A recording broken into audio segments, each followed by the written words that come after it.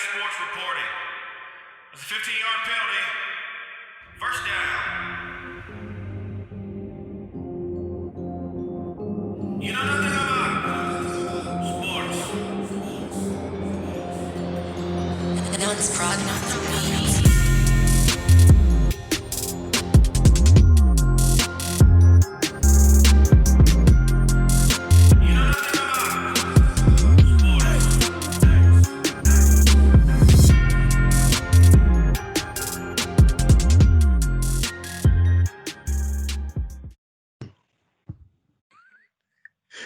Hey, America, we back again. Man. Look, we coming on laughing because we had a little story time. Yeah, if you went remember down that memory Biggie lane around this joint. if you remember that Biggie track, I got a story to tell. Oh yeah, my man Sean had some stories. Ooh, For real. Oh man, so look, I can make movies off these some joints, man. Man, for real. Oh my God, yeah. I mean, whew. Wow, dude. All right, man. Look here, bro. So the two topics I threw out there, man. Y'all saw them. If you guys want to bring up a topic, man, I mentioned about J.J. Watt, which I can understand is kind of upset. You know, he talking about he doesn't want to rebuild the team. He wants a championship now. He doesn't want to rebuild anything. That's one of the ones I threw out. Then the other one I brought up was Lamar Jackson. Some people are saying that he's not living up to the MVP hype he had last year. Or the year before, I think, whatever year he won the MVP. Last year.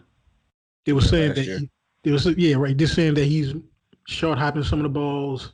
Mm-hmm. He's not hitting open receivers and things like that. Mm-hmm. Those were the two I thought about. But if you guys got any more topics you want to bring up? No, I really don't. No, I really don't. All right, well, let's dive right in, man. Let's start with Lamar Jackson. So, I've noticed it that he doesn't seem like he's at his MVP form from last year. Like I say, I've noticed he overthrown a couple of people, threw the ball behind a couple of people. I don't know if he's concentrating more on being a passer this year, but I've seen him make some pretty spectacular runs when he needed to. So, do you think he's being used the right way, or is it all on Lamar Jackson making these bad passes or bad decisions? I think it's a combination of both. But if y'all remember 2-3 weeks ago, I think it was my pardon shot that he just didn't look the same to me. He doesn't look the same, and part of it is his defense is not as good as it was last year. Clearly, that had something to do with it. I mean, they're not bad, but they're not as good as they were last year. The running game as a whole is not as impressive as it was last year. Last year, it was just stupid. Like you could put 10 in the box and they were gonna run the ball and get yardage. Like that's how good they were at running the ball last year. They have not been that effective running the ball, and it's forced him to throw more. And so because he's having to throw more, I think you're starting to see more and more of his flaws. Hold on, B-Wig. Hold on. So what you're kind of leading into is what we talked about last week, the stereotype of a black athlete or a black quarterback. He can't read defenses, or is it because that's what you kind of like leading into? No, I'm not saying that. It's just they depended last year that their game plan and their ability to be effective with their offense running the ball. It gave him an opportunity to, be great when he had to be great. Mm-hmm. Now this year his defense is not as good. They're not running the ball as good as they were last year. So he's having to be really good more consistently, and that's a problem. You get where I'm coming from? He's still a young guy. Still a young guy. He's got a lot of growing to do. He's still got a lot of learning to do. And, with skill or with the experience comes skill if you keep at it and work at it. I just think that he's being put in a position this year to be more of a typical quarterback, rely on his arm, and the skill set hasn't caught up yet. All right, so my question to you, K-Man, based on what B. Wig just said, what's the best way to utilize Lamar Jackson at this point? After B. Wig said about they're not running the ball well, the defense isn't good. Should you tailor your offense around what Jackson does well? Well, it's not. To me, I think there's a whole host of problems that a lot of people are forgetting, and I think that's the problem with Lamar Jackson's narrative. This is his third year, yes, as a pro. But his first year, he didn't play that much. He played maybe, 6 to 8 games. Last year was his first year as a starter, and he won unanimous MVP. Right. So what happened in the offseason? Marshall Yanda retired. One of the best guards in the game. Right. One of the reasons their running game doesn't hold up as well. Mm-hmm. Yeah, also, remember early on in the season, maybe like week 2 or week 3, he missed most of practice, the most of week's practice because his knee wasn't. So Marshall Yanda's not there. He might have a knee problem. You plant with your knee, then, also, like Brandon said, defense have figured them out. Yep. The issue also with him is he's never had a number one wide receiver. Mm-hmm. What's name comes in? Marquise Brown, in. Hollywood Brown. Yeah, please. No. What? Really? Well, we really gonna go there. Mahomes comes in. He has Travis Kelce. He got BAB and he got Sammy Watkins. Watson, he had Nuke Hopkins. He got Mark Andrews. Wait, for any new listeners, enlighten everyone on BAB, please. BAB is for Tyreek Hill. BAB stands for Baby Arm Breaker. That's right. Oh, my God. Arm Breaker. Look it up. Sir. Thank you, sir. Proceed. Yeah. All right. So those are things that come into it. Even now, this is enough. And the narrative. Look at Josh Allen. He's getting better and better. But Lamar, he's regressed. Josh Allen now has a number one in Stephon Diggs. One of Lamar's issues, he don't have a number one. That number one helps you. Right. He has a bunch of number twos. Hollywood Brown is a number 2. I get you that. Right. My thing is, and I know we were texting about it last week during the game, and Wig brought up that he said he didn't look right throwing the ball. And I said, I agree with you, and I think it might get worse for him because they're not going to be able to run the ball. Did y'all see how many offensive linemen went down in that game? Yes. Yeah. It's crazy. That was unbelievable for ankles, and I'm like, man. Right. You're exactly right. So look, let me just say this. Because I mean we like alluding to the disparities in race or whatever when it comes to quarterback in NFL. So look at the black quarterbacks that have weapons and look how their teams are doing. Outside of Dallas, Dak is out. But for the ones that have weapons, look how their teams are doing. Right. as opposed to the ones that don't have weapons. Major disparity. It's always the case. Major always disparity. the case. But that's historically always the case. Given, except for like Warren Moon, he had his dudes. You know, it's always been the case. You never have like, even RG3 that 1 year that he was really good. Pierre Garçon was a 2, a really good 2, but a 2 at best. Right. Yeah, the guy from Indianapolis that year, yeah. Right. And you give Russell Wilson DK Metcalf, as good as Russell Wilson is, but he never had that go-to dog. Mm-hmm. Right. You give him DK Metcalf, look what he's doing. Yeah, he always had Lockett. Lockett was he always had Lockett. Before that, he had Golden Tate, good number 2, and right. What was the other one that was David? Is it David? David? Oh no, Well, David Moore, he's on the team now, but Doug Baldwin. Yeah, Yes, it Baldwin. No, yeah. Good number twos, but not like a number one. Yeah, and the fact that the way DK Metcalf walked down Buda Baker oh my God. Hey, look. I've seen a lot of impressive things in my years of watching NFL. And that's my right. Because, dude, when he got that pick, the first thing, because I played cornerback, the first thing popped in my head, okay, look, this 6 points, I'm not getting caught from behind. And look, as soon as he caught it, man, my eyes immediately went to DK Metcalf.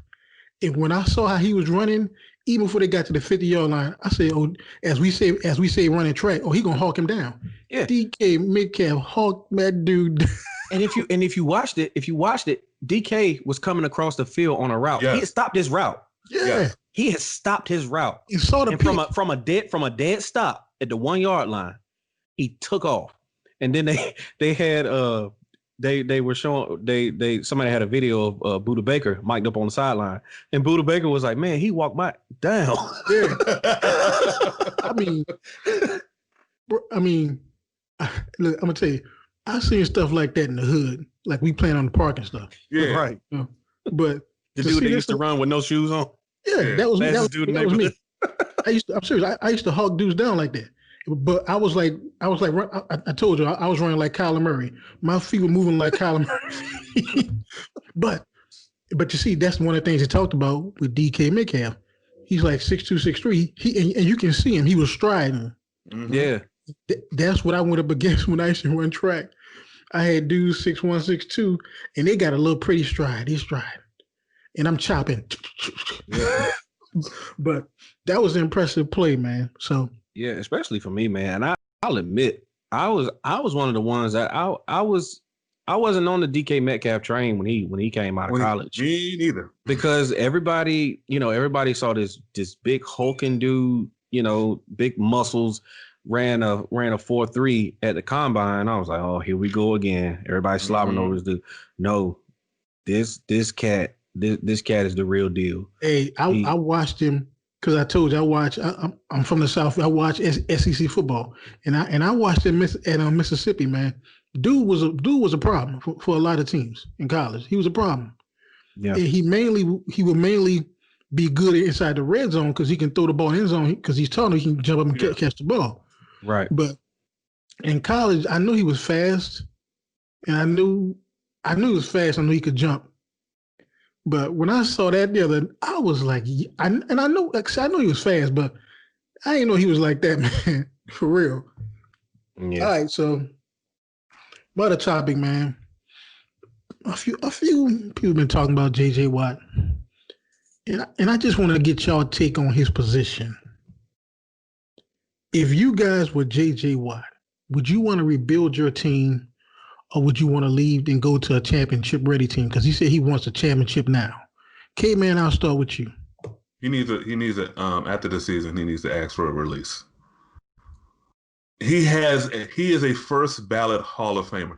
That is absolutely on his list. But he ain't never played in the big one. And when I mean big one, he ain't even played in the AFC Championship game. So, let alone the Super Bowl. So what you're saying, is that going to damage his Hall of Fame status? No. What I'm saying is this is an individual who he wants a ring. He wants to be a champion. He's done everything right, fought through injuries, had a run for like 3 years. Well, 1 year he could have been MVP, right. But he's never been able to play in the big game. He's almost the defensive version of Tony Gonzalez. So what did Tony do? I want out of here. Yeah, I got you now. I mean, look, he's 30, 31. Yeah, I think so like that. Yeah. He got 2 years of prime and maybe another 2 years of playing. I was gonna say at least 4 years, yeah. Yeah. He wants to play meaningful football. And you're not going to do that. The Titans are way behind. All their picks are gone. So you mean the Texans? I mean, the Texans, all their picks are gone. So, they strapped financially because they can't, everybody got new deals. So, yeah, it's going down. Dang, I B. What you think? What you think? What you think you should do, B? I agree with everything Kennedy just said. They're a franchise that's headed on the wrong trajectory. Well, they have been. I'll say that they have been. Bill O'Brien wasted this man's career. Yeah, wasted this man's career. If he wants that chance, gotta ask for a release. Now he doesn't strike me. He doesn't come off to me as one of those guys that will say, "Cut me. I want to go win a ring." Yeah, he wouldn't do that. I don't see it. That's what he needs to do. That's what he should do if he wants a ring.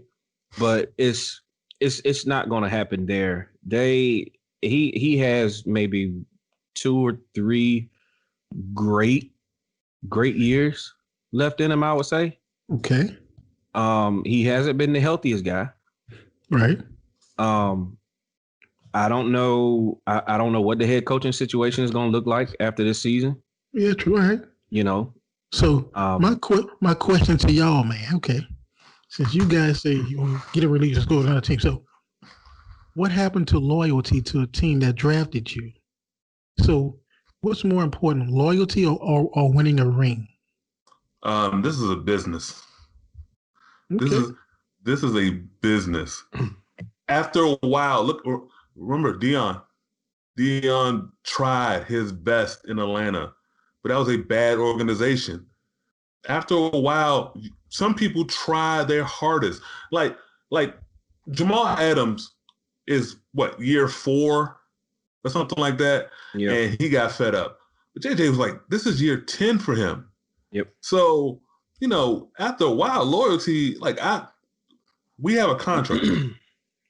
You signed me to the contract. You told me, you asked me to do everything and fulfill everything in this contract, and I've done that, and I've exceeded that.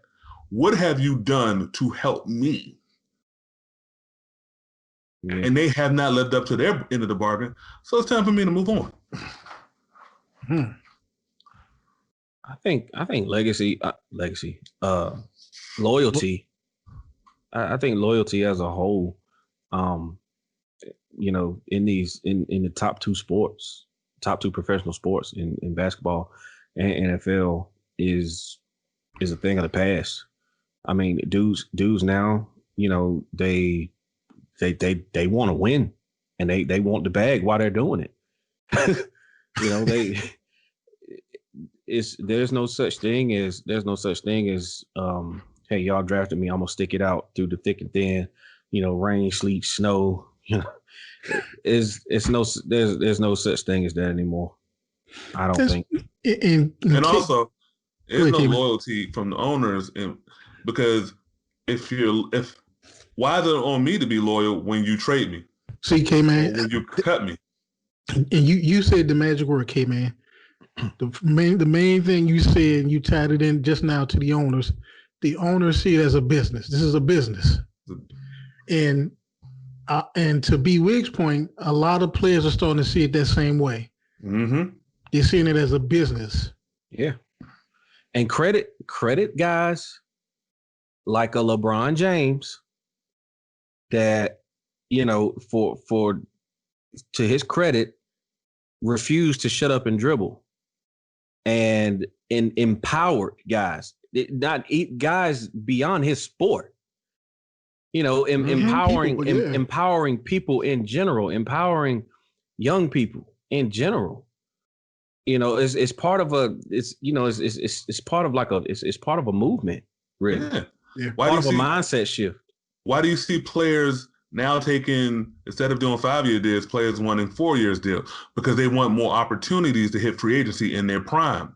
And also to that point, what you just said, you see a lot of players doing 3 and 4 year deals. But what do they get first to make sure they get, as B Week said, get that bag? Yeah. Give me the signing bonus. Yeah. Give me a 15, 20 million signing bonus. Yeah. Now, let me say this. Now, I'm about to bring somebody up. take away who he is and just look at the contract. Kirk Cousins. Kirk Cousins. Just take away the name. Kirk Cousins. Man got 3 years. He didn't sign for 4. Whoa. 3 years, guaranteed money. Yeah. Then now that's on them for doing this stupid thing.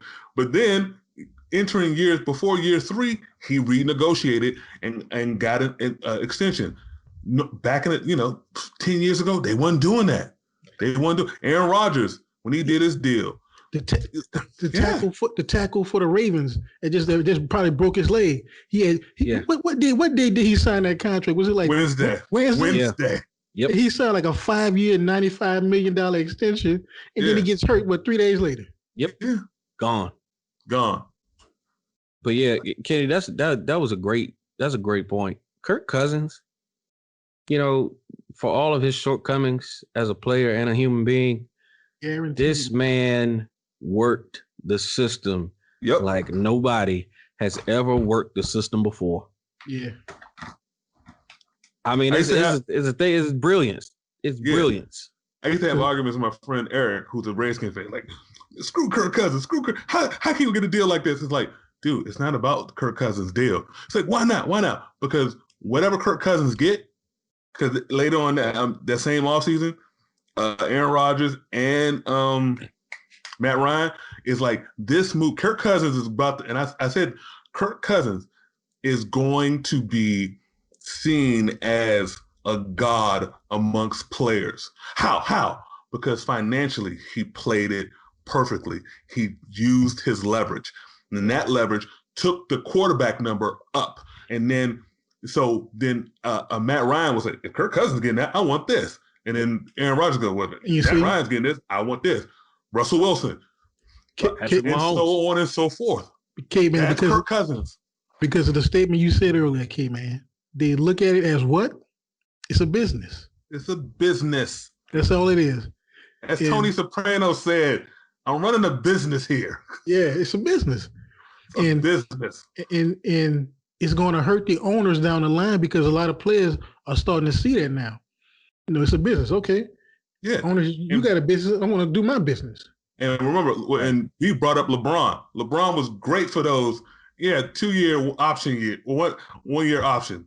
That's what Kevin Durant essentially did all his time in Golden State.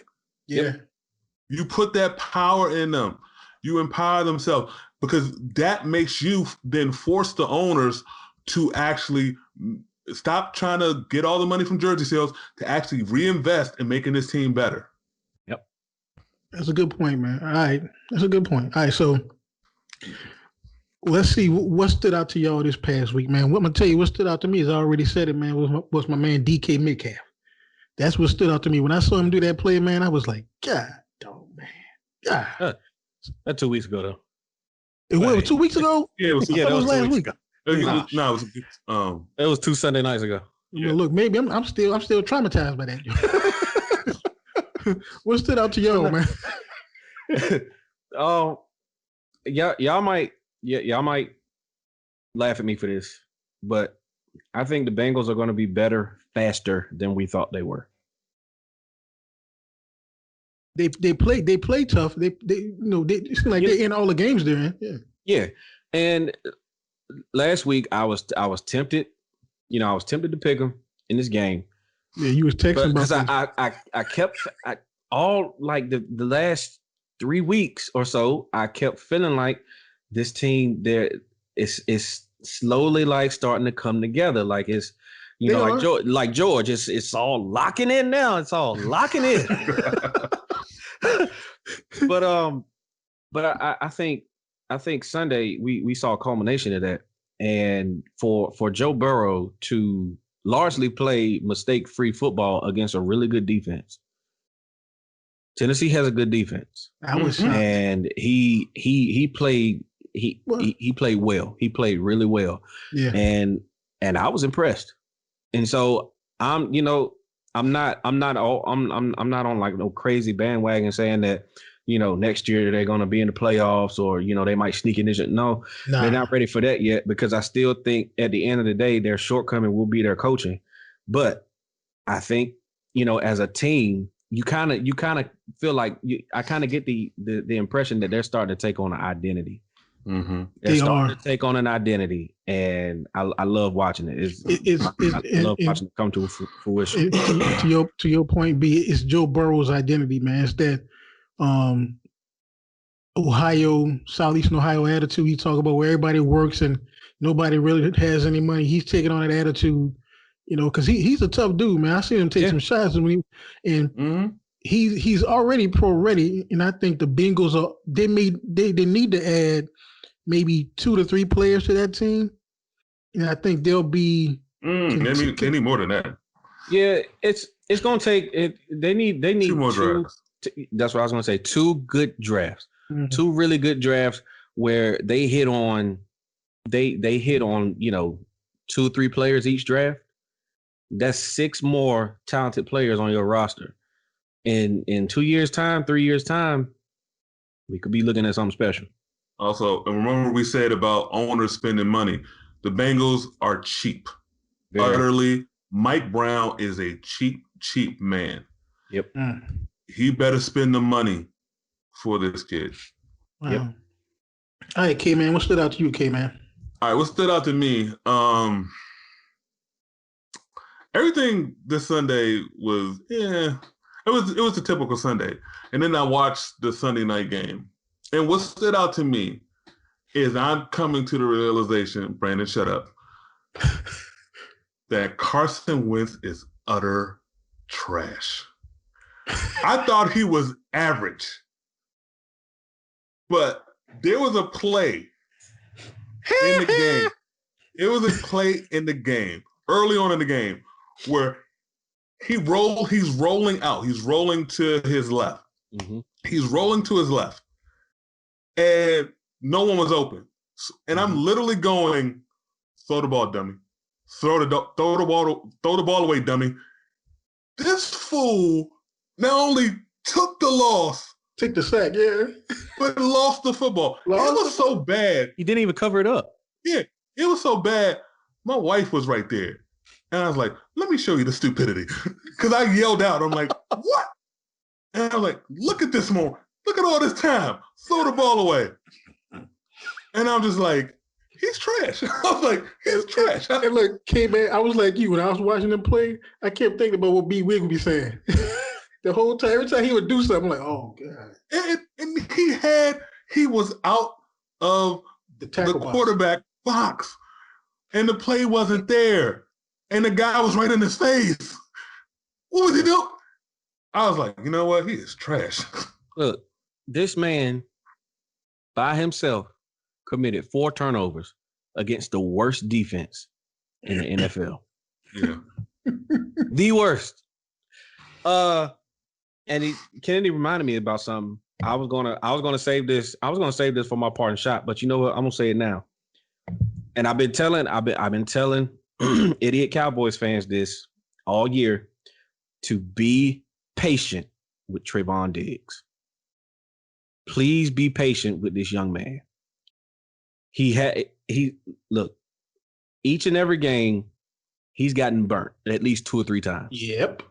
Mm-hmm. But in getting burnt, for those 2 or 3 times, the other maybe 6, 7, 8 times that he got targeted, dude has been in position to make a play. His mind has to catch up with his body. Ain't he from DC? I don't know where he's from. Oh, I thought he went to I think his brother went to Good Counsel. One of them went to Good Counsel. No. I think. He went to Friendship Collegiate. No, they went to DeMatha. Diggs went to DeMatha? Yeah. Oh, okay. Stephon and him went to DeMatha. Y'all be patient with that man. He's gonna be a beast. I'll give you that, B. I'll give you that one. Because he was. I wouldn't say he was a lockdown corner at Alabama, man, but he was decent. He's only been included this year. This is his 3rd year playing corner. Yeah. This is his 3rd year. He went down to Alabama to be a wide receiver, and they just turned him into a corner. I mean, did you see him track the ball on that deep interception he got? Yeah.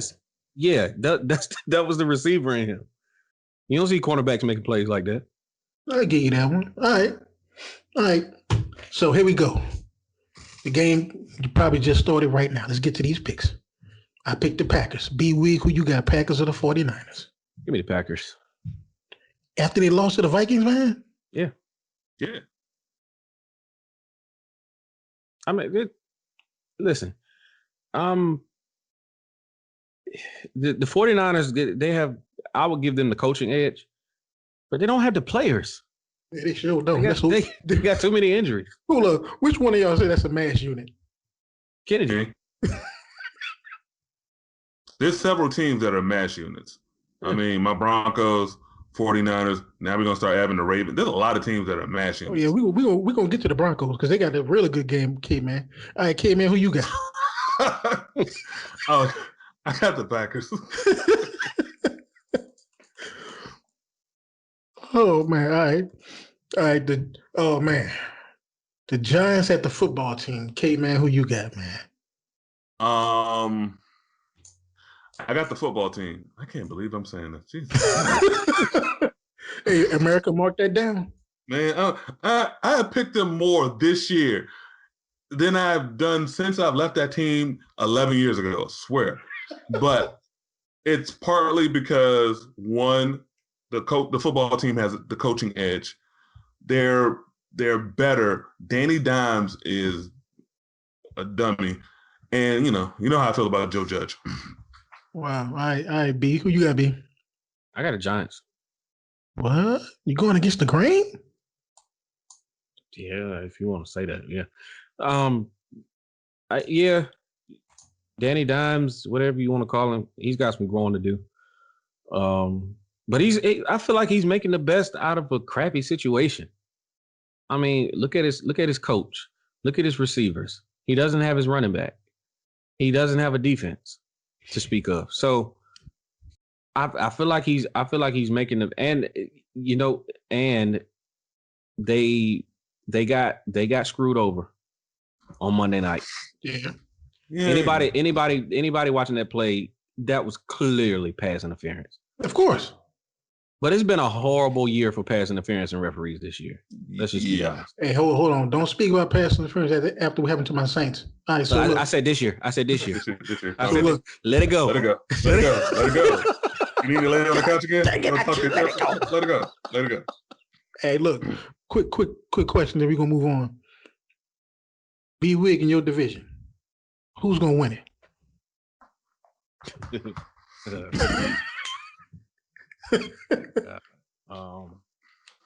Y'all got Gilbert at quarterback. I'm between the football team and the Eagles. What? But I think the Eagles will ultimately take it just because of Doug Peterson. I mean, I give Doug Peterson the edge. Wow. All right, B. So the Bears at the Titans, B, who you got, man? The Titans. Don't nobody like the Bears no more? Don't the Bears got Khalil Mack? I told you Sunday, the Bears are schizophrenic. You see the good and the bad, week in and week out. This past week, we saw the good. So you tell me they're like Lloyd Braun? Yeah. besides your boy Wims. Oh yeah. He hit my man with a good 2-piece though. Right. Now did they release in the video of him getting spit on? Because I didn't see it. No one's seen it. Yeah, so he said he got spit on. That's what he said. That's what he said, right, K-Man. Right. That's what he said. That's what he said. But yeah, man, the Bears are schizophrenic. Yeah, I picked the Titans. So who you got, K-Man? I got the Titans. You know I don't like the Bears. Yeah, buddy. Unlike Brandon, I don't see no schizophrenia. I see all doo-doo. Oh. Nothing impressed me about them. Nothing. What's their record? They're 5-2. What are they now? 5-3 now, right? 5-3. All right, K-Man. I was on the fence about this game after I saw what the Vikings did last week. The Lions at the Vikings. K-Man, who you got? I got the Vikings. Yeah, that's who I picked, man. They're both bad teams, but the Vikings are a little less bad. So he's still a little less bad. Who you got, B? I got the Vikings. It looks like Dalvin Cook starting to wake up a little bit. Yeah, because he went off Sunday. They starting to get him going. Now, with that, I feel like Green Bay's defense is a little soft. Mm-hmm. but I like the overall direction Minnesota's offense is heading. Yeah, that was one of the things people brought up, and I looked at several different media outlets talking about the. I don't think anyone used the word soft for the Packers defense, but they were basically talking about they have some issues back there. So yeah, well, they were overrated. They were overrated last year, and it's just they're just coming back they're coming back down to earth. But you know what's happening, right?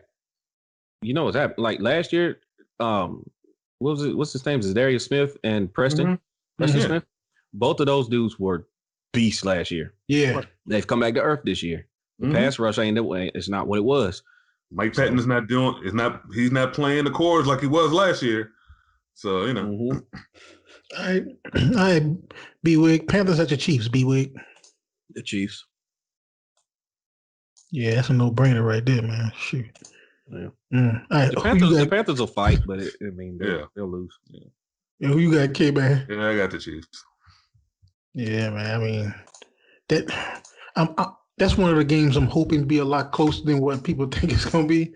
But well, no, it will be. It will be. I think it'll be. They got the Chiefs at 10.5. I don't like that number. Me neither. That's You too know, high. even at okay, so if it was Arrowhead with fans, maybe I could see. But Yeah. think about 6 or 7. I would say 7. Yeah, and if it was late, and it's early November, not late November, when that snow starts to kick in. So yeah. Yeah, buddy. All right, K-Man. I was on the fence with this one, man. I picked the Texans. So who you got, K-Man? Texans or the Jags? I got the Texans. I got the Texans winning. Yeah. K-Man, I was like you this morning. I was like, I want to go to well, because neither team has anything to play for.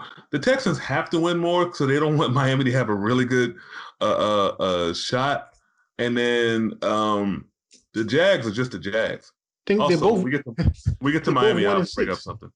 It's like the battle of the 1-6 teams. Yeah. All right, B-Wig, who you got? The Texans. Yeah. That's what I kind of figured, man. And like I said, I was on the fence about, all right, now, these next 2 games, man, I didn't know who to pick. I closed my eyes, and whatever the mouse was on, I selected them. So, B-Wig, Ravens at the Colts. I like the Colts. I like the Colts. don't know, B. All right.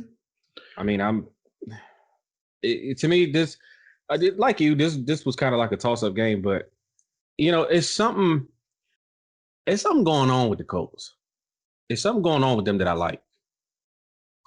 It seems it almost seems like they're beating who they're supposed to beat. Well, Frank Wright is a pretty decent coach, though. He is. I need the defense to play a little bit better, like it was playing at the beginning of the year. Yeah, number 1 defense. Yeah, but I like where they're headed, man. All right, K-Man, who you got? I like the Ravens, and this is going to be. I don't think it's going to be an air show game. This is going to be a lot of. It's going to be a defensive game. A lot of ground and pound, a lot of running. I like the Ravens in this game slightly because the Colts are a very solid team. I just think the Ravens are maybe 2 ticks better than them.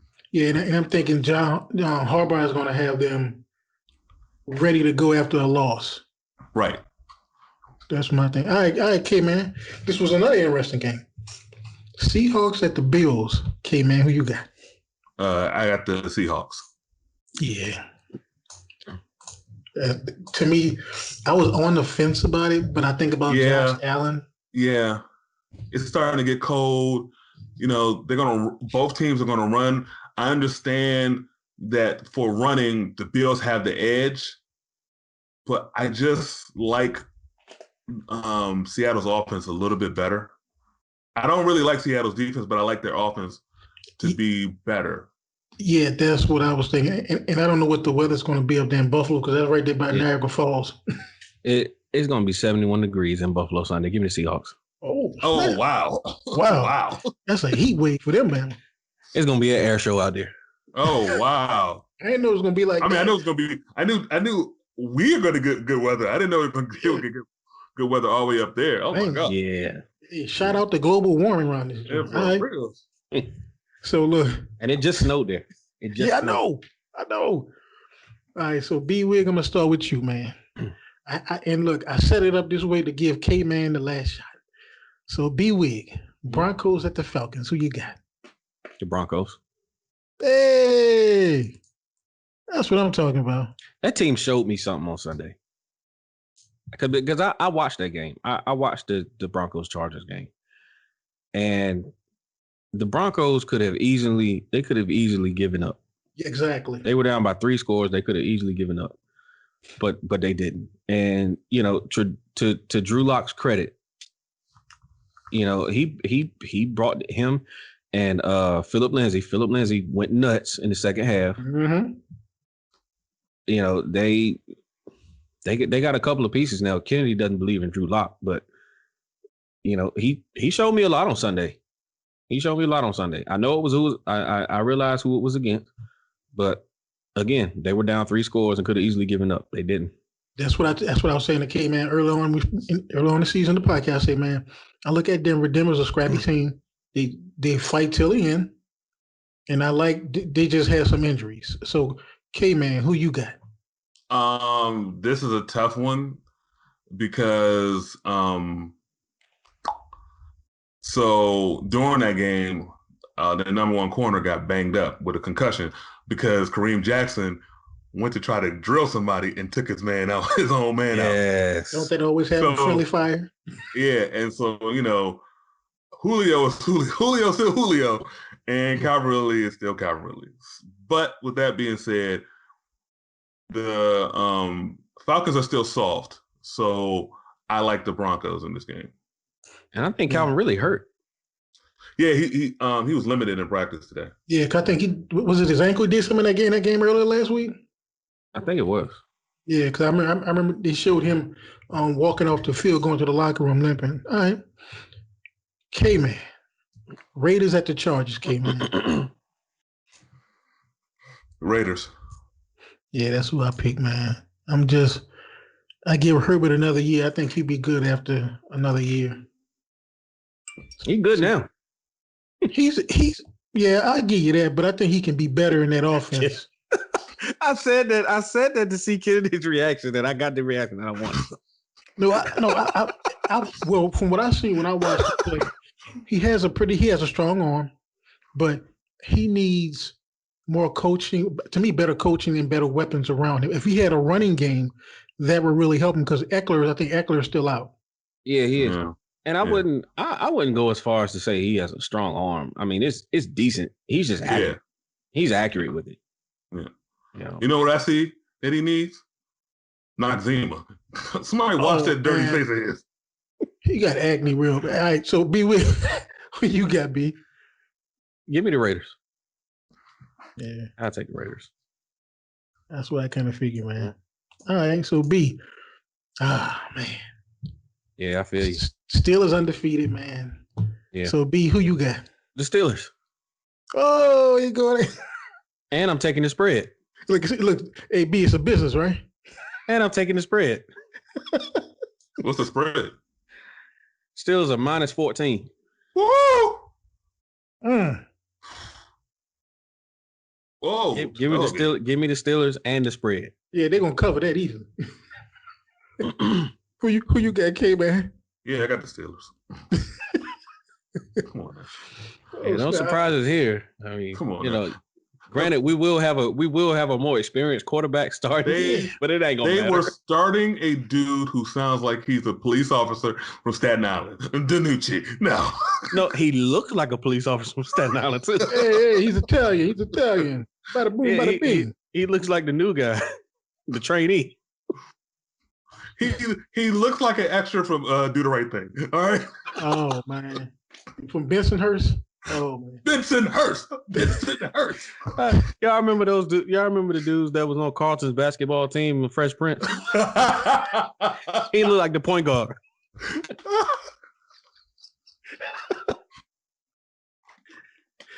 All right, man. Look, all right, K man. This game was interesting to me, man, because we got one Heisman Trophy going up against another Heisman Trophy winner, man. Did two of them win the Heisman? Did he? No. No. Okay, my bad. But man, Dolphins at the Cardinals. I got the Cardinals. Back to my old point when I was talking about the Texans.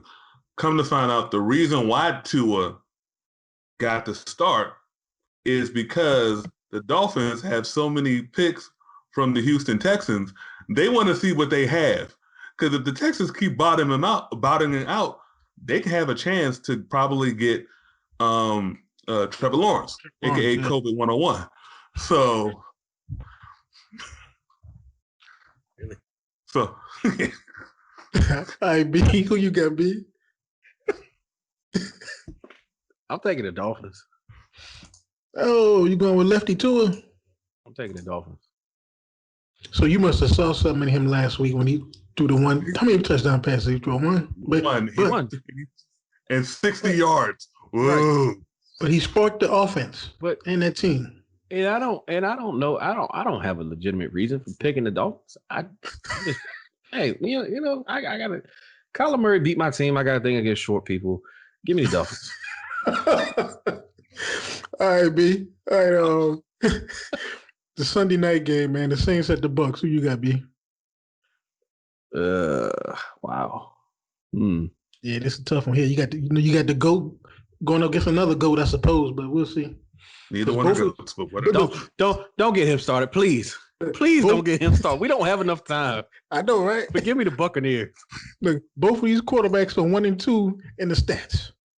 Who you got, K-Man? I have the Saints winning this game. I like the way they played in Chicago. I like the defense. Even though they did some stuff, I like how scrappy they were. They're getting Michael Thomas back. They're getting Emmanuel Sanders back. Remember, Michael Thomas only played that first game. We have not seen the Saints offense since then with Michael Thomas. And I'm curious, man, because we beat the Bucs that first game, and Tom Brady looked kind of terrible. Granted, it was his first game in the offense, and I noticed he's gotten better in the offense since then, and he's going to have AB. That's why I'm curious to see how the Saints defense, how we're going to play him this game, because we can't do what we did that first game because we beat him. They're going to be expecting that, so we gotta come up with a different scheme. All right, so K-Man. You say Tom Brady's better? Everybody's better across the board on that team. Well, true. Look, you got people knowing who Ronald Jones is now. Last year, it seemed like every time Ronald Jones would touch the ball, he get hit -2 yards. Minus two Jones. He did fumble in that game, and what you call him, Aaron? Did you just say -2 Jones? Yes. Yes, because his name is Ronald Jones II. Yeah. Yo, man. All right, K-Man, the Monday night game, man. I want to see which one of y'all picked the Jets. Who you got, K-Man? I got the Patriots. Y'all have total disdain for Adam Gase. I don't. No, I don't. I got the Jets winning this game. You got the Jets or the Patriots? I got the Jets winning this game. Thank you. Thank you. I got the Jets winning. You know why I got the Jets winning this game? Why? Hoodie's pulling something. Yes. Oh, he's tanking. Yes. Yes. Did you hear what he said? He said they essentially sold their soul to win 3 Super Bowls. You don't say that unless you don't make a statement like that unless you got something brewing to where you're not going to be competitive this year. Yeah, he's accumulating assets. And he's acknowledging that they're bad. Well, yeah, true. But he still say Cam is guy, though. Yes, because as long as I have that loser guiding my team will lose. Guaranteed losses. And then I will get COVID 101. God damn. So B, you got the Jets too, B? Yes, I do. Yes, I do. You know, I'm glad Kennedy picked before me because I thought I was going to be in the minority on this one. Yeah. But yeah, I when I saw this on the schedule after last week, I said, who's playing Monday night? Oh wow, they're just about to get their first win. Oh, wouldn't that be? Oh man, if they do against the Patriots, that would be. Oh man. I mean, it won't mean nothing to me, but it will to Jets fans, and you know. Oh, yeah. man. Yeah, because the Jets fans are stupid, and Patriots fans will be like, "Oh, we lost to the Jets," but back in Foxborough, someone's putting their hands together. It's all coming together. Looking like Mr. Burns. Mm-hmm. Yes. That's exactly what I was thinking. Excellent. Excellent. All right, man. What's y'all parting shots, man? Well, I already gave y'all mine. You know, I'll say, come on, ATL, bring it home. Bring one home for the good guys. You know, that's pretty much all I got. What you got, K-Man? My parting shot was probably going to be about, what happened on Tuesday and actually Wednesday, Thursday now. Yeah. But no, my parting shot is that one of my co-hosts, one Brandon Wiggins. What I do? Oh, what don't you do? Oh, now you're praising the Broncos. Oh, Herbert's killing them out there. Oh, Drew Lock's trash. Oh, huh? We gave to them. We gave you want to hear me say it? You want to bring me down? What did I tell you? I don't praise other quarterbacks in the NFC East, and I don't praise other quarterbacks in the NFC West. Oh man, what's his name's great? Oh, Kennedy, you just think what the hell is his name? Pat Mahomes? You think he's just good? He's great. Seething over on this side, seething in Waldo, coming at you. That's my parting shot. I done told you. Stop it. I done told you this. Look, I'm gonna do it again Sunday. Do you see how good Derek Carr looks out? Oh man. Yeah, I'm sorry. Nah, he's schizophrenic because I seen him look pretty good, and I seen him look like downright terrible. I'm like, what are you doing? But what's name's in his head? Look at his coach. Yeah, exactly. Look at his coach. His coach.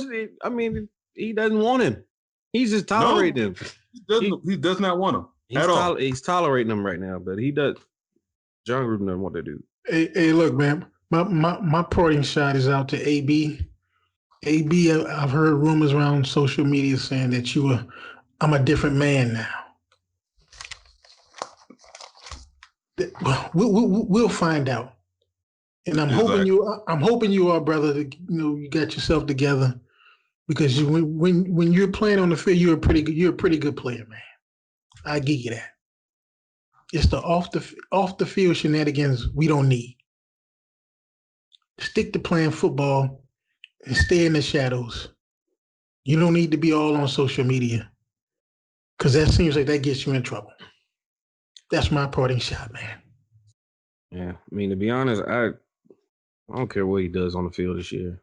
Score 30 touchdowns, I don't care. Show me something off the field. Yeah, exactly. Show me something in your community.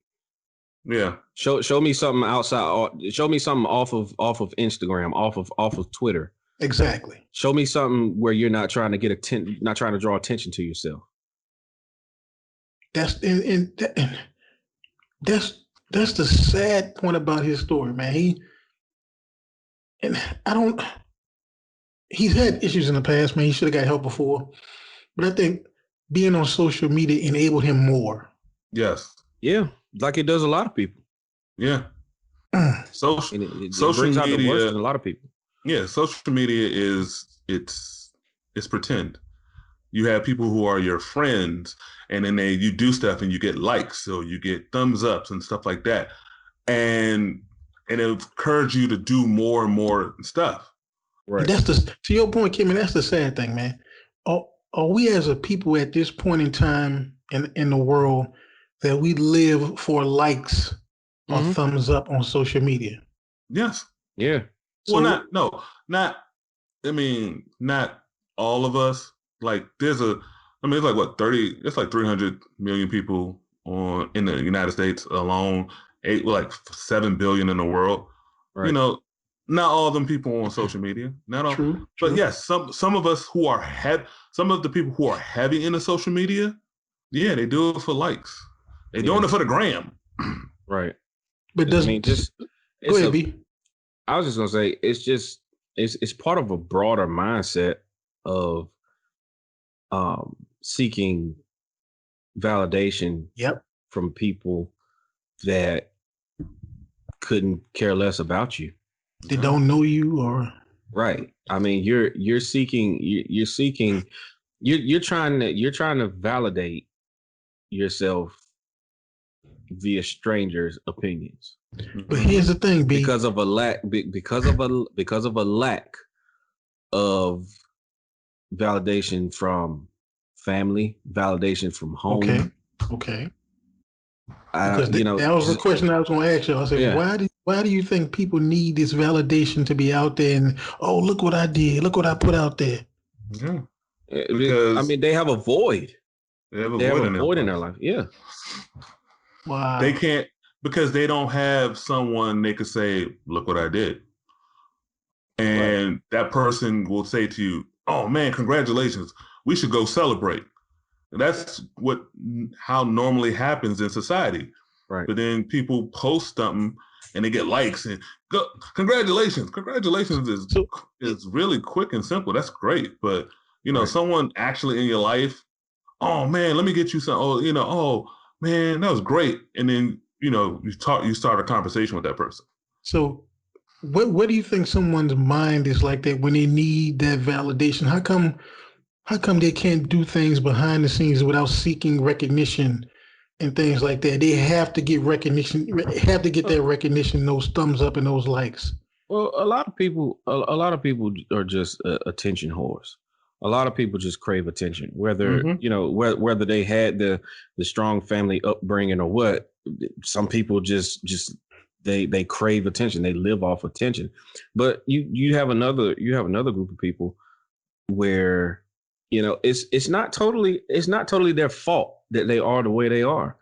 You got people who maybe didn't have both parents in the home, or people who didn't have any parents in the home nobody stepped in to say something. Right. And you never had that person to come up to you after your graduation and say how proud I am of you.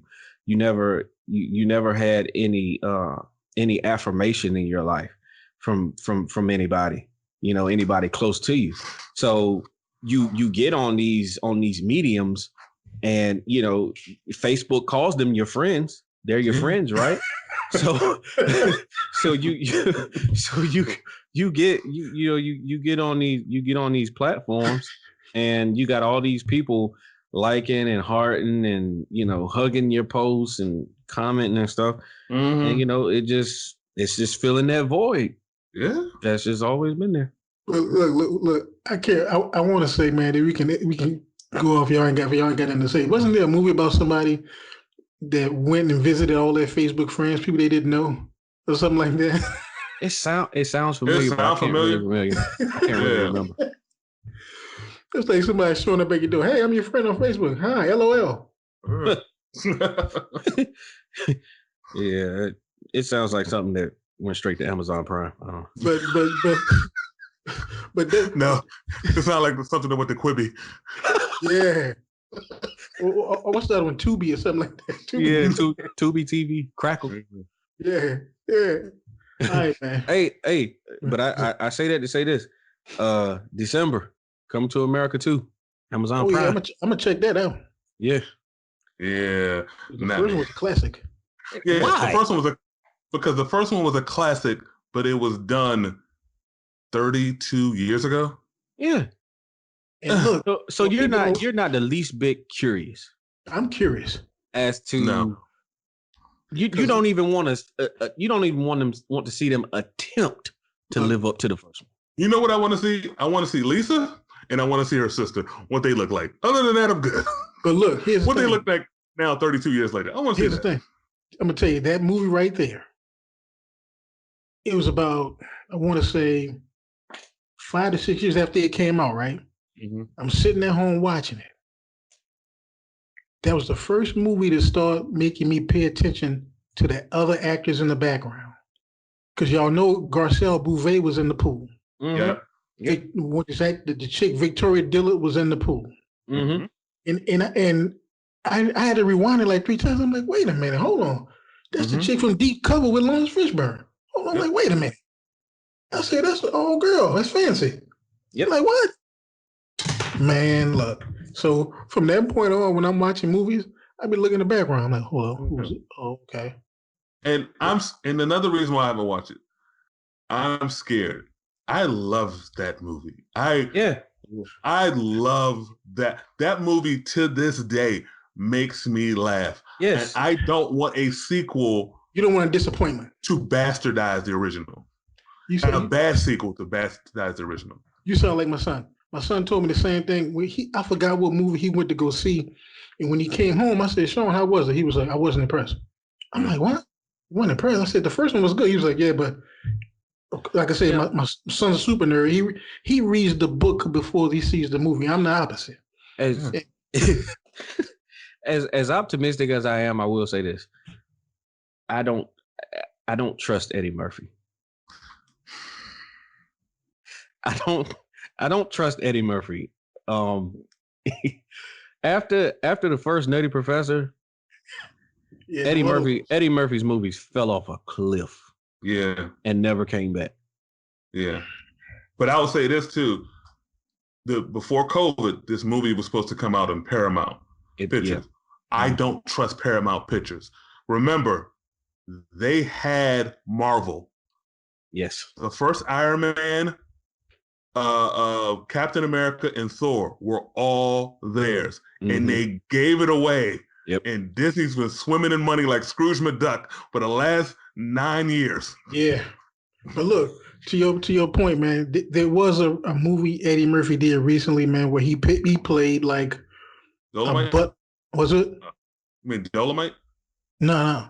He played like a butler to like a white family, and it was an older white woman and a little young white girl. And he would come there and cook the food, and he would leave and go home. But he would never tell the little girl where he was going. He would just say, I'm going home. So the little girl snuck out the house and followed him, and he went to like a bar and was drinking. Long story short, he had a drinking problem.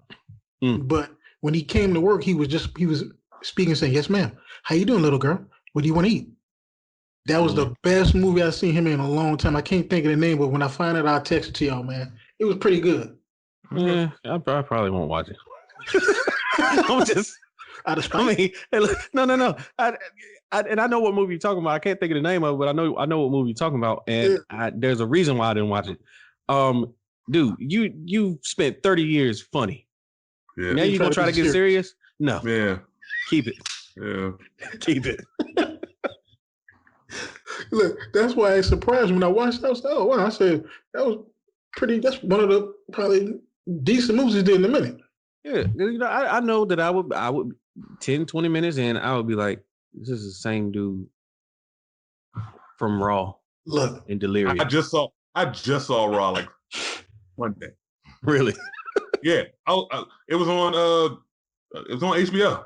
I just flipping through and and it was like right at the part when he talking about half. I'm like, well, let me sit down and watch this. hey, look, man, I'm telling you. Have y'all seen I Am Sam? No. Oh, dude. I'm gonna tell you, if you want to make your wife cry, it has Sean Penn in it. It's called I Am Sam. And Dakota Fanning, yeah. I'm not watching that movie. Look, I'm telling you, because the movie's about Sean Penn is mentally retarded. Yeah. The girl's mother was a hooker on a bet, had sex with this retarded dude and had a baby. Yeah. And look, man, I'm telling you, the first 15 minutes in. You said, oh. because forgive me. I think Forgive we me. need to go off. I think we need to go off air on this one. Yeah, go up there on this one. Cut it. Stop recording. All right. Good night, everyone. Good night.